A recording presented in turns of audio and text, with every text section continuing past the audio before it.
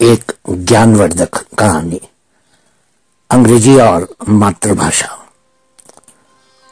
आज के समय में ये बात बहुत ही प्रचलित है कि जो व्यक्ति अंग्रेजी में गिटपिट करे वो पढ़ा लिखा कहलाता है, और जो अपनी मातृभाषा में बात करता है उसको अनपढ़ समझ लिया जाता है।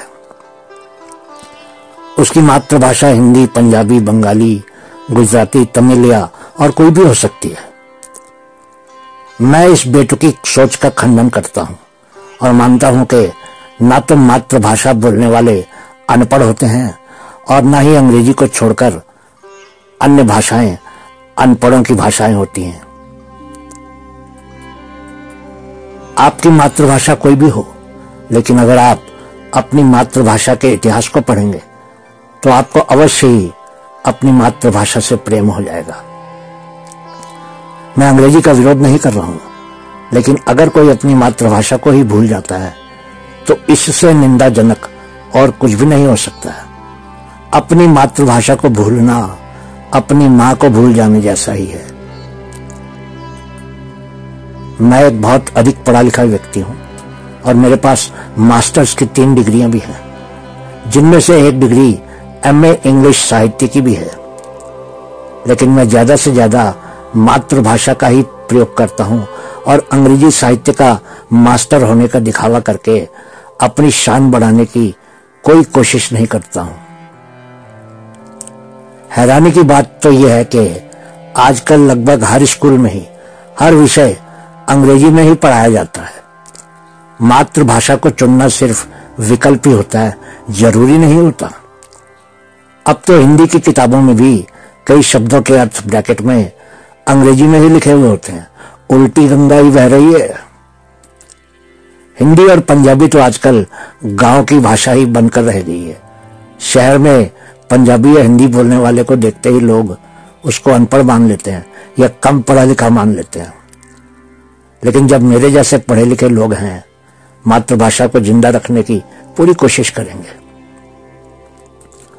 शायद आपके बच्चे भी कॉन्वेंट स्कूल में ही पढ़ते हो और आपके भी उनको अंग्रेजी में गिटपिट करते देखकर बहुत खुशी होती होगी, और शायद अब तो आप लोग भी उनके साथ टूटी फूटी अंग्रेजी में बात करना सीख गए होंगे। लेकिन ये तो मैं कह सकता हूं कि अगर मेरी बात सही है तो आपने अपनी मातृभाषा को तिरस्कृत कर दिया है और उसको सौतेली भाषा बना दी है। मेरी मातृभाषा हिंदी है और मुझे फख्र होता है जब मैं विदेश में कहीं पर हिंदी गीत सुनता हूं। जब विदेश में गांधी जी, रविंद्रनाथ टैगोर, इंदिरा गांधी या हमारे वेदों और पुराने ग्रंथों की चर्चा होती है तो मेरा सीना गर्व से फूल जाता है। मैं वर्ष में कम से कम 4 बार इंग्लैंड और अमेरिका जाता हूं और अंग्रेजी में लेक्चर भी देता हूं कई कॉलेजों में। लेकिन आप हैरान होंगे कि मैं अपने हर लेक्चर में कम से कम 10 या 20 हिंदी के शब्द गोरों को सिखाकर ही आता हूं। मेरे लेक्चर में मैं कोई न कोई ऐसी बात कर ही देता हूं जिसके कारण छात्र पूछने पर मजबूर हो जाते हैं कि मेरे विशेष रूप से बोले गए उस हिंदी शब्द का क्या अर्थ है। मेरी लिखी हुई कई किताबें हैं जिनमें कहानियों को पहले हिंदी में लिखा गया है और फिर उनका अंग्रेजी अनुवाद प्रस्तुत किया गया है। अब तो मेरा मिशन ही हो गया है कि मैं ज्यादा से ज्यादा गोरों को हिंदी सिखा दूं। मैं गोरों को हिंदी सिखाते हुए ये भूल जाता हूं कि मैं अंग्रेजी उन गोरों से अच्छी बोलता हूं जिनकी मातृभाषा अंग्रेजी है। दोस्तों, अपनी मातृभाषा को बोलने में कभी भी शर्म महसूस न किया कीजिए। हाँ, बीच बीच में अगर दूसरा व्यक्ति आपकी भाषा थोड़ी कम समझता है तो उसको किसी और भाषा में समझाना कोई बुरा नहीं है। अंग्रेजी बोलने भर से ही आप पढ़े लिखे नहीं हो जाते हैं, जरा सोचिएगा। अगर आप मेरे लिखे हुए इस हिंदी वाक्य को आसानी से समझ जाते हैं तो मान लीजिएगा कि आप विद्वान हैं और आपको हिंदी बहुत अच्छी आती है। नहीं तो आप इधर के हैं ना उधर के।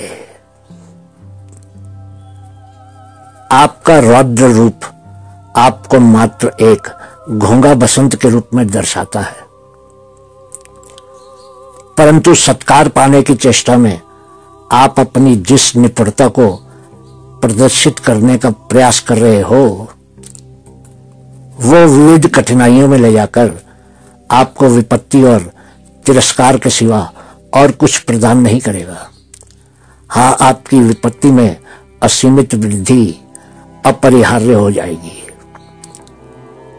अगर आपकी मातृभाषा हिंदी है और आप ऊपर के वाक्य को पूरी तरह से समझ गए हैं तो आपको बधाई है, नहीं तो बस फिर अंग्रेजी ही शायद आपकी हो चुकी है, और वो भी ऊपर ऊपर से, क्योंकि अंग्रेजी साहित्य में भी आप फंस कर रह जाएंगे। भाषा को संवाद और ज्ञान के आदान प्रदान का सिर्फ एक माध्यम माने। भाषा को कोई मेडल या उपलब्धि मत मानिए। दुनिया बहुत बड़ी है, जरा सोचिएगा। बहुत बहुत धन्यवाद।